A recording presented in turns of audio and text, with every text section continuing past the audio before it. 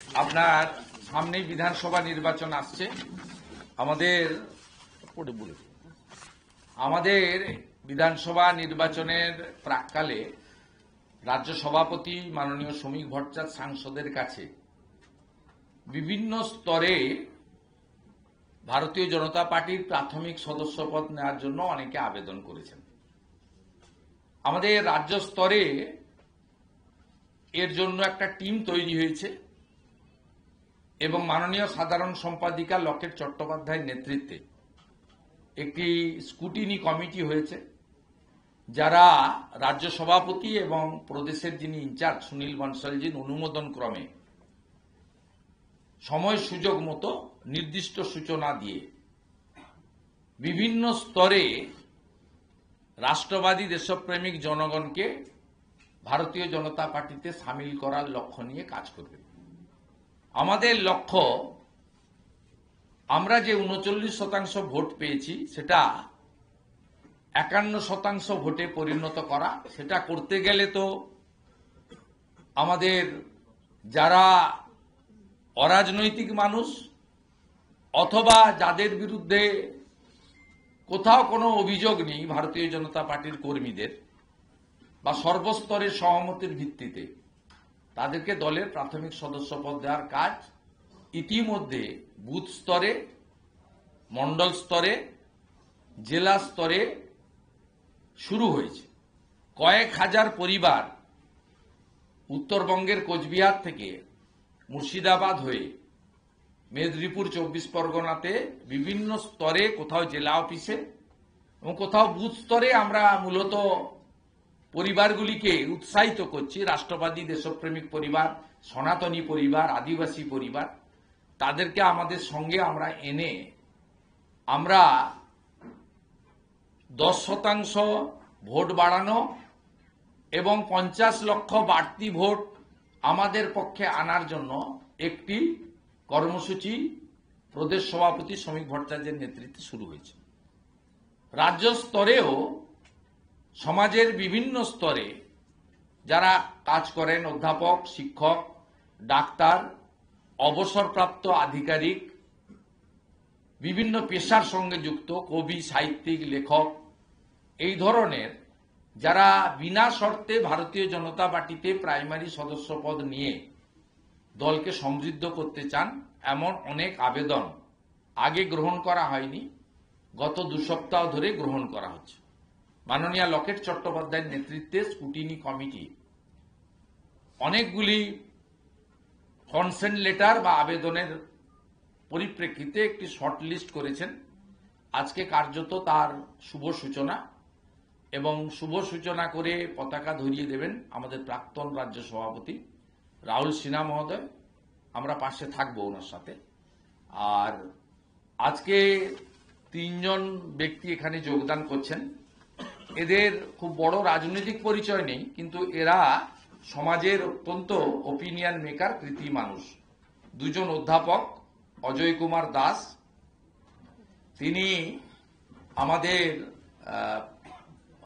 এখানে assistant professor Vidyasagar মহাবিদ্যালয়, এবং তিনি গত লোকসভা নির্বাচনে মথুরাপুর তফসিলি সংরক্ষিত আসনে আইএসএফ এর প্রার্থী ছিলেন। তিনি সামাজিক কাজ করেন, রাষ্ট্রবাদী কাজ করেন। তিনি নরেন্দ্র মোদীজির নেতৃত্বে শ্রমিক ভট্টাচার্য মহোদয়ের অনুমোদনে দলের প্রাথমিক সদস্যপদ নিচ্ছেন, এবং আমি একসঙ্গে ৩ জনকে ডেকে নিচ্ছি। তো রাহুলদা ফ্ল্যাগ ধরাবে আর একসঙ্গে করবে। দ্বিতীয় হচ্ছে সঞ্জীব হাঁসদা, তিনিও অধ্যাপক। তিনি আমাদের আদিবাসী সমাজের উপরে কাজ করেন এবং নানা ধরনের আদিবাসীদের নিয়ে তার কাজকর্ম ইত্যাদি আমরা জানি, এবং তিনিও ভারতীয় জনতা পার্টিকে শক্তিশালী করতে চান এবং বিশেষ করে আদিবাসী সমাজকে আরো বেশি করে বিজেপির সঙ্গে যুক্ত করতে চান। এই দুর্নীতিগ্রস্ত সরকারের কাজকর্ম এবং সীমাহীন তোষণকে দেখে ওনার রিটায়ারমেন্টের আগেই রিজাইন করে একজন ইন্সপেক্টর পুলিশের মিস্টার বঙ্কিম বিশ্বাস, তিনি তার চাকরি থেকে রিজাইন করেছেন কিছুদিন আগে, এবং নিয়ম মেনে সরকার তার রেজিগনেশন গ্রহণ করতে বাধ্য হয়েছেন এবং তিনি ভিআরএস নিয়েছেন, অর্থাৎ তিনি পদত্যাগ করেছেন। তিনার বাড়ি হুগলি জেলাতে। তিনিও ভারতীয় জনতা পার্টিতে যুক্ত হতে চান এবং এই পুলিশকে যে দলদাসে পরিণত করেছেন তার বিরোধিতা করার জন্য এই তিনজন যোগদান করছেন। আমাদের অধ্যাপক অজয় কুমার দাস, অধ্যাপক সঞ্জীব হাঁসদা এবং সম্মানীয় বঙ্কিম বিশ্বাস। রাহুল সিনহা মহোদয় পতাকা ধরাচ্ছেন এবং আমরা পাশে থাকছি। বন্দে মাতরম, বন্দে মাতরম, বন্দে মাতরম, বিজেপি জীবতং, बीजेपी जिंदाबाद, नरेंद्र मोदी जी जिंदाबाद, जेपी नड्डा जिंदाबाद, प्रदेश सभापति जिंदाबाद। আচ্ছা, সবাই একটু এদিকে তাকাবেন, একটু এদিকে, ছবি হচ্ছে না। ছবি থ্যাংক ইউ। আপনার বসাও, আপনাদের প্রশ্ন থাকলে বলুন, তারপর রাহুলদা করবেন প্রেস। আমি একটু দক্ষিণ কলকাতা একটা রাহুলদা কিছু করবে না। হ্যাঁ, মুখ্যমন্ত্রী বারবার করে উত্তরবঙ্গে যাচ্ছেন, আজকেও তিনি উত্তরবঙ্গে গেলেন। বারবার করে উত্তরবঙ্গে যাওয়া এর পেছনে কি ওনার কোনো আশঙ্কা কাজ করছে বলে আপনি মনে করেন? উনি বেলডাঙ্গা গেলেন না কেন? আশঙ্কা তো বেলডাঙ্গা থেকেই তৈরি হয়েছে। উত্তরবঙ্গে গিয়ে কোনো লাভ নেই। মালদা থেকে কোচবিহার, যাকে উত্তরবঙ্গ বলা হয়, কোনো বঙ্গই নেই উনার হাতে। উত্তরবঙ্গ শুধু নয়, মধ্যবঙ্গ, দক্ষিণবঙ্গ, পশ্চিমবঙ্গ কোনো বঙ্গই নেই। অতএব উনি যেতে পারেন, সরকারি ক্ষমতায় আছেন, প্রশাসনকে দিয়ে বেনিফিশিয়ারিদেরকে জড়ো করতে পারেন, কতগুলো মিথ্যে কথা বলবেন, কি কি করবেন আগাম তো আমি বলে দিচ্ছি আপনাদের কাছে। এইসব করতে যাচ্ছেন, এতে কোনো লাভ হবে না, লাভ হবে না। তার কারণ উত্তরবঙ্গের মানুষকে তিনি কার্যত ঘৃণা করেন, অপমান করেন এবং বঞ্চিত করেন। এটা উত্তরবঙ্গের মানুষ ভালো করেই জানে।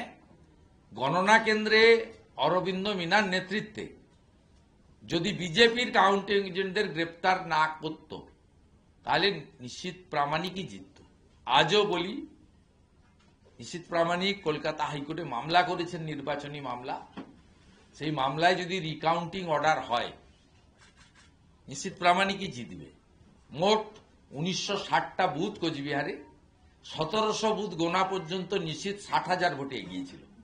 শেষ 1.5 রাউন্ডে অবৈধভাবে কাউন্টিং হলে ঢুকে বিজেপির 4 জন কাউন্টিং এজেন্টকে গ্রেপ্তার করে নিয়ে যান ডিএম এবং এসপি, এবং হারানো হয়েছে কার্যত। তাই কোনো লাভ হবে না। কোচবিহার জেলাতে আমরা 9-0 করব, একদম নিশ্চিন্ত থাকুন। এবং এসআইআর এর পরে বাংলাদেশি অবৈধ মুসলিম অনুপ্রবেশকারী গড়ে 20,000 থেকে 40,000 কুচবিহারের সীমান্তবর্তী সব বিধানসভা থেকে নাম আউট হচ্ছে। দিনহাটা বলুন, সিতাই বলুন, শীতলকুচি বলুন, মাথাভাঙ্গা বলুন, যা চিত্র আসছে, শুধু একটাই আওয়াজ আসছে, চোর ধরো জেল ভরো।